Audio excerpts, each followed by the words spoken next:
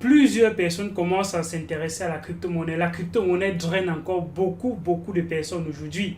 Et alors, c'est intéressant de voir que les gens sur le continent africain aussi commencent à s'intéresser aux crypto-monnaies.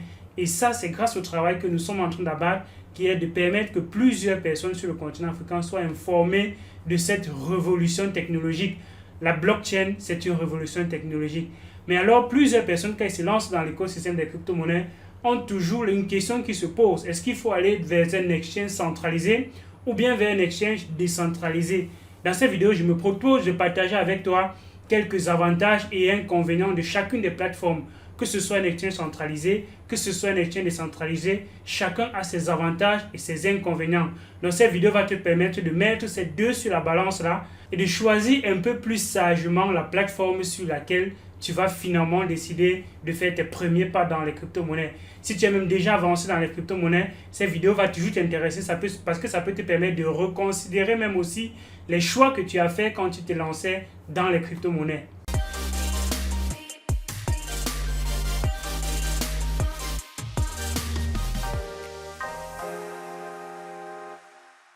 Salut, moi c'est Elvis Konjo, bienvenue sur la chaîne. Ici on parle majoritairement des crypto-monnaies. Si tu veux faire partie de cette aventure, dans cet écosystème qui est en train de grandir et qui est dans plein d'opportunités, je t'invite à faire deux choses. La première, c'est de t'abonner à la chaîne et d'activer la cloche de notification, bien évidemment. Et comme ça, tu ne rateras pas un contenu de qualité comme ce que tu es en train d'écouter à l'instant. La deuxième chose, c'est d'aller en description de la vidéo et tu retrouveras le lien de notre groupe Telegram et aussi un guide gratuit que nous avons conçu pour les personnes qui sont néophytes, qui sont débutants dans les crypto-monnaies. Ça va te permettre d'avancer un peu plus rapidement. Si tu n'as pas le temps de passer par la tonne de vidéos qui existent déjà sur la chaîne et que tu veux aller plus rapidement, alors j'accompagne chaque mois 10 personnes que je coach, que j'accompagne, que je suis pendant un mois et que je leur permets de faire rapidement leur premier pas dans l'écosystème des crypto-monnaies avec quelques stratégies d'investissement que je partage déjà sur la chaîne. Et bien justement, je partage aussi cela dans le cadre de la formation. Donc, si tu n'as pas encore réservé ta place, ce mois est déjà clos. Alors, tu peux te préparer pour le mois prochain parce que c'est 10 personnes uniquement chaque mois parce que je veux donner un contenu de qualité et suivre au maximum les personnes que je suis pendant ces formations-là. Une dernière chose avant de continuer, Elvis peut dire des choses qui semblent très intéressantes, mais Elvis n'est pas un conseiller financier malheureusement. Donc, il faut toujours faire ses propres recherches avant d'investir. Cette vidéo-ci, comme d'autres vidéos sur la chaîne, c'est juste à titre éducationnel. C'est donc un moyen pour toi de connaître un peu ce qui se passe plus rapidement dans l'écosystème des crypto-monnaies. Un exchange centralisé, c'est une plateforme sur laquelle on peut trader, on peut vendre et acheter les crypto-monnaies. Il y a d'autres services qui peuvent être ajoutés à une plateforme. On peut faire du staking, du lending, du borrowing et bien d'autres actions telles que le launchpad qu'il y a sur la plateforme de Binance. Un exchange centralisé, de ce fait qu'il soit centralisé, ça veut dire qu'il y a une entreprise derrière la plateforme. Et comme il y a plusieurs personnes qui vont solliciter la plateforme pour déposer les fonds, les exchanges sont généralement sujets à des hacks. Parce que la plateforme est détenue par une entreprise centralisée, alors la crypto-monnaie est détenue par le portefeuille qui est géré par cette entreprise-là. Et alors, si la plateforme connaît de grosses fluctuations, de gros volumes d'échanges, ça voudrait dire qu'il y a beaucoup de personnes qui sont venues déposer la crypto-monnaie sur la plateforme. Et alors, vous n'avez pas vos clés privées. Donc, votre crypto-monnaie est détenue par cette plateforme-là. Et comme la crypto-monnaie est détenue par cette plateforme, les gens vont tout faire pour essayer d'entrer en possession de cette crypto-monnaie-là. Et c'est pour ça que régulièrement, les exchanges sont sujets à des attaques. On a vu ce qui s'est passé avec KuCoin, on a vu ce qui s'est passé avec d'autres plateformes comme Hotbit et bien d'autres plateformes qui ont subi des attaques dues au fait qu'il y a la crypto-monnaie quelque part. Et là, on est sûr que si on tente d'accéder à la plateforme, on aura forcément de l'argent, on aura forcément de la crypto-monnaie. C'est un peu comme dire, est-ce que quand on va dans une banque, on est sûr quand même d'une certaine façon que la banque détient quelque chose parce qu'il y a plusieurs personnes qui sont allées déposer de l'argent dans une banque. Mais par contre, à la grosse différence avec les applications décentralisées, avec les exchanges de façon décentralisée, votre crypto-monnaie est toujours détenue par vous. Et alors, quand vous faites une transaction sur un exchange décentralisé, la transaction va directement de votre portefeuille qui n'est pas stocké dans le portefeuille qui est en fait stocké sur la blockchain. Votre portefeuille est juste une interface qui vous permet de communiquer avec la blockchain. Donc, il faut faire très attention par rapport à la plateforme que vous décidez de créer votre compte. Parce que si une plateforme ne vous garantit pas que votre crypto-monnaie n'est pas détenue par eux, alors ils peuvent être en possession de votre crypto-monnaie et la manipuler comme ils souhaitent. Et c'est la raison pour laquelle plusieurs personnes sont en train de quitter les exchanges. Pourquoi? La première raison, c'est que sur un exchange, on a besoin d'authentifier les personnes sur la plateforme. Et l'exchange centralisé a besoin parfois d'être régulé dans plusieurs pays. Et quand on dit qu'un exchange est régulé dans un pays, ça voudrait dire que régulièrement, les gouvernements, les entreprises qui sont en charge de surveiller le marché doivent faire l'audit de ces plateformes-là, vérifier quelles sont les transactions qui sont faites. Et quand parfois il y a des comptes qui ont parfois fait des choses dont on juge pas très comment, on peut geler parfois les comptes de ces personnes-là parce que c'est centralisé. C'est un peu comme les banques. Donc c'est comme les banques des crypto-monnaies parce qu'en réalité, vous n'êtes pas en possession de votre crypto-monnaie. C'est la plateforme qui possède la crypto-monnaie. Et si elle est régulée, alors les gouvernements auront accès à vos transactions. Qu'est-ce que vous faites? Quel montant vous faites? Quels sont les bénéfices que vous faites? Et alors vous devez être sujet à payer des taxes et être audité de cette façon-là. Ça, c'est une chose. La deuxième chose, c'est qu'il est parfois très difficile de faire les processus d'authentification, d'identification dans ces différentes plateformes. Avec les passeports, les cartes d'identité, les lieux de résidence et tout et tout. C'est normal parce qu'on veut empêcher les blanchiments d'argent. On veut être au courant de qui est derrière un compte. Comme ça, s'il y a un moindre pépin avec un compte, qu'on puisse mettre la main, qu'on puisse mettre le grappin sur la personne qui est derrière cette plateforme. Et alors, plusieurs personnes sont en train de retirer les crypto-monnaies des exchanges pour avoir premièrement la possession de leur crypto-monnaie, parce qu'on dit très bien dans les crypto-monnaies, not your key, not your crypto. Donc si vous n'avez pas votre clé privée aujourd'hui, ça voudrait dire que vous n'avez pas votre crypto-monnaie. Et alors, quand on va dans un exchange, on a premièrement accès à ces crypto-monnaies et on a deuxièmement la possibilité d'être libre d'un certain nombre de choses. Les montants qu'on peut retirer sur un exchange, les montants qu'on peut trader, la quantité de crypto-monnaies qu'on peut avoir accès. Parce que quand un exchange liste certaines crypto-monnaies, ça doit subir un certain nombre de critères. Ça a un avantage comme ça peut avoir un inconvénient. Ça peut avoir un inconvénient dans le sens où vous n'avez pas accès à toutes les crypto-monnaies que vous souhaitez. Mais d'un autre côté, l'avantage, c'est que la plateforme est au moins garante de la qualité des crypto-monnaies qu'il y a sur la plateforme. C'est un peu comme les crypto-monnaies qu'il y a sur Binance. Vous avez probablement vu que les crypto-monnaies qu'il y a sur Binance sont des crypto-monnaies avec un certain niveau de qualité en tant que l'équipe qui est derrière, en tant que le projet qui est derrière, ainsi de suite, parce que les processus de listing de ces crypto-monnaies sur ces plateformes-là est très, très sévère et très, très rigoureux. Ce qu'on n'a pas dans l'application décentralisée, dans les exchanges de façon décentralisée, parce que tout le monde peut créer une crypto-monnaie et tout le monde peut aller lister ses crypto-monnaies sur un exchange.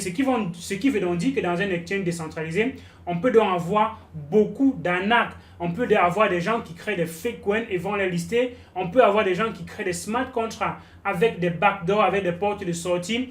Dans l'optique de vous dérober votre crypto-monnaie, on peut avoir un bon nombre d'effets malicieux quand on est dans des exchanges de façon décentralisée. Vu qu'il n'y a pas une personne qui contrôle tout cela, on va juste faire confiance aux personnes qui codent les smart contracts, on va juste faire confiance aux gens qui codent les applications décentralisées, on va juste faire confiance à la plateforme sur laquelle on est en train de partir. D'où donc l'importance de, premièrement, sélectionner la plateforme de finances décentralisée sur laquelle on doit aller et deuxièmement, sélectionner également les types de projets crypto-monnaies qu'on voudrait trader parce que plusieurs crypto-monnaies sont là pour vous arnaquer quand il s'agit de smart contracts et quand il s'agit de crypto qu'on va appeler des shitcoins où les gens vont créer des trucs simplement pour faire en sorte que les gens pensent qu'ils sont en train d'acheter quelque chose qui coûterait des pépites alors que derrière ils sont en train de vous arnaquer avec des codes qu'ils ont écrits, avec des algorithmes qu'ils ont écrits et que vous êtes en train d'accepter sans savoir ce que vous êtes en train d'accepter. C'est un des inconvénients également avec les exchanges de façon décentralisée. Mais par contre, ça a un avantage parce que vous avez un large éventail de crypto-monnaies dont vous avez accès. Un autre avantage qu'on a avec les exchanges, c'est que les frais de transaction sont très très moindres quand on est sur un exchange. Et surtout quand on a la crypto-monnaie de la plateforme, on va encore réduire ces frais de transaction. Donc pour ceux qui veulent entrer dans un exchange tel que Binance, tel que KuCoin, il y a mon lien en description de cette vidéo que vous pouvez utiliser pour créer votre compte sur cette plateforme-là. Et là, ça va vous réduire les frais de transaction. Alors qu'on est sur un exchange, on est jusqu'à 0,1%. Et si on est arrivé par un lien de parrainage, on va réduire encore ces frais de presque 40%, ce qui va faire que les frais de transaction sur un exchange peuvent aller jusqu'à 0,06%.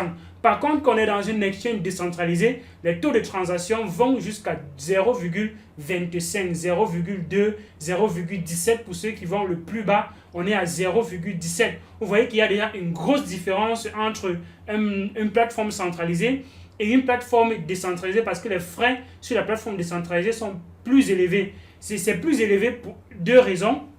La première raison, c'est qu'on doit payer les gens qui fournissent de la liquidité, ce qu'on appelle les liquidity providers. Et la deuxième raison, c'est qu'on doit également avoir quelques frais qui vont permettre de récompenser les personnes qui mettent sur pied ces différentes plateformes sur lesquelles vous devez trader. Donc, c'est un peu plus élevé quand on fait des transactions de façon décentralisée que si on le fait sur un exchange. Donc, il faut aller finalement où un exchange, ou bien un exchange centralisé, ou bien un exchange décentralisé.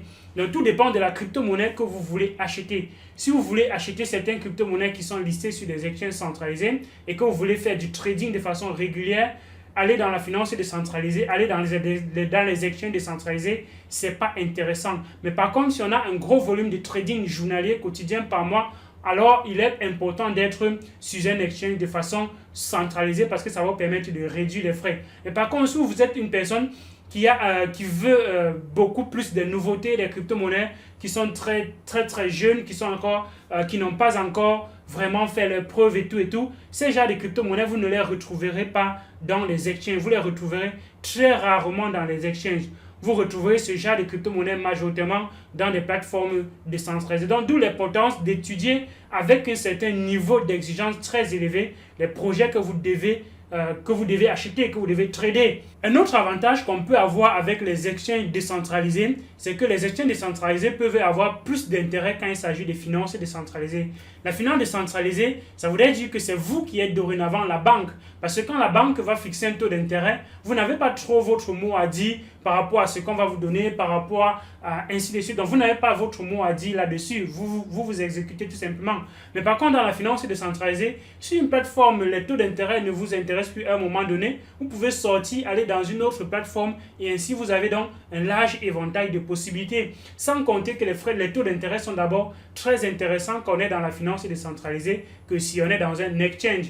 Et donc, voilà une raison qui peut faire en sorte que les personnes se disent, ok, moi, à défaut d'être dans un exchange et que je ne trade pas, déjà que quand on ne trade pas sur un exchange centralisé, il n'est pas conseillé de déposer sa crypto-monnaie sur un exchange centralisé si on ne trade pas. Donc, on va sur un exchange, on va sur une plateforme, quelle que soit la plateforme, on va parce qu'on a une activité, on a une action qu'on veut faire et que c'est la plateforme qui nous propose le plus d'avantages avec l'action qu'on veut faire. Si on veut faire quelque chose, on doit se poser la question, quel est le meilleur endroit de le faire et où est-ce que j'ai le plus d'avantages à le faire. Si c'est une plateforme centralisée, tant mieux. Si c'est une plateforme décentralisée, alors tant mieux. Donc, vous pouvez mettre ces deux sur la balance avant de choisir.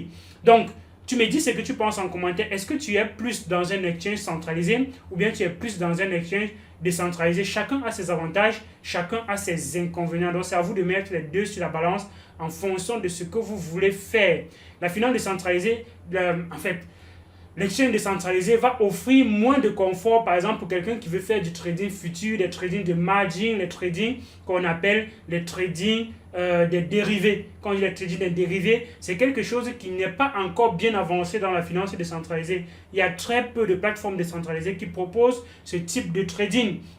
Et une des choses également qui est un gros avantage avec les exchanges, c'est que vous pouvez fixer le prix auquel vous voulez acheter une crypto-monnaie. Vous pouvez fixer aussi le prix auquel vous pouvez vendre une crypto-monnaie. Ce qu'on n'a pas dans les exchanges décentralisés, bien dans très peu d'exchanges décentralisés. Les plateformes décentralisées, très peu sont ceux qui proposent ce niveau de trading-là.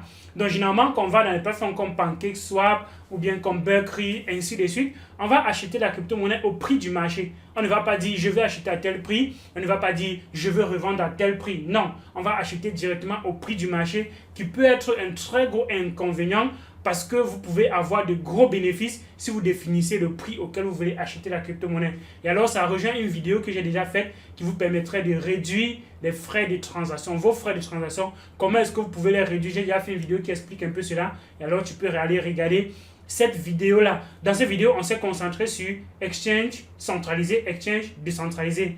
quel est celui qui est le plus avantageux. C'est en fonction de ce que vous voulez faire justement et de la crypto-monnaie que vous voulez acheter ou bien que vous voulez trader. Donc tu me dis ce que tu penses en commentaire de cette vidéo.